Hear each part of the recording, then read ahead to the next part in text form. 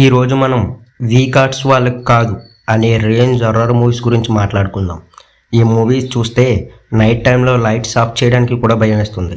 The first one, the కన్జ్యూరింగ్.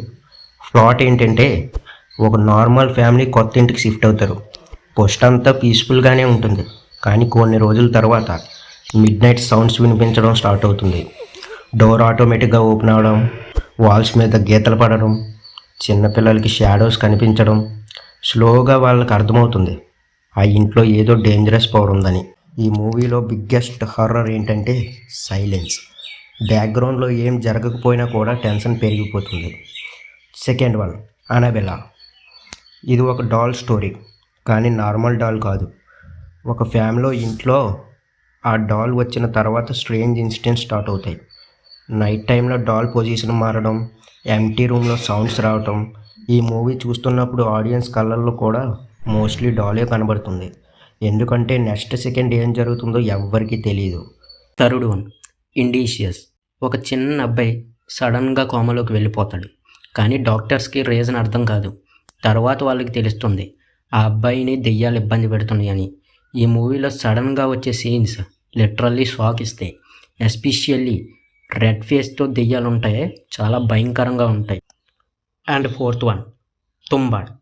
Indian horror మూవీస్లో this is the best one అని చెప్పుకోవచ్చు మనం.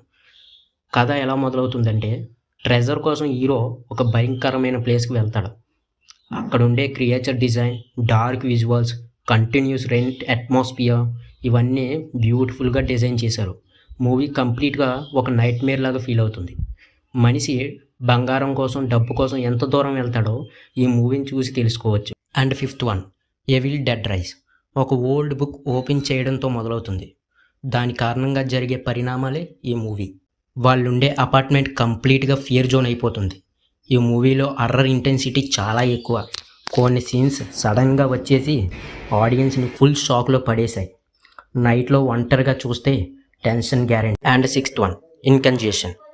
ఈ మూవీ డాక్యుమెంటరీ స్టైల్లో ఉంటుంది, అందుకే మనం నిజంలాగా ఫీల్ అవుతాం. ఒక నర్స్ స్టోరీని రియలిస్టిక్గా చూపించారు. స్లోగా స్టార్ట్ అయ్యి తర్వాత కంప్లీట్గా డార్క్ అయిపోతుంది.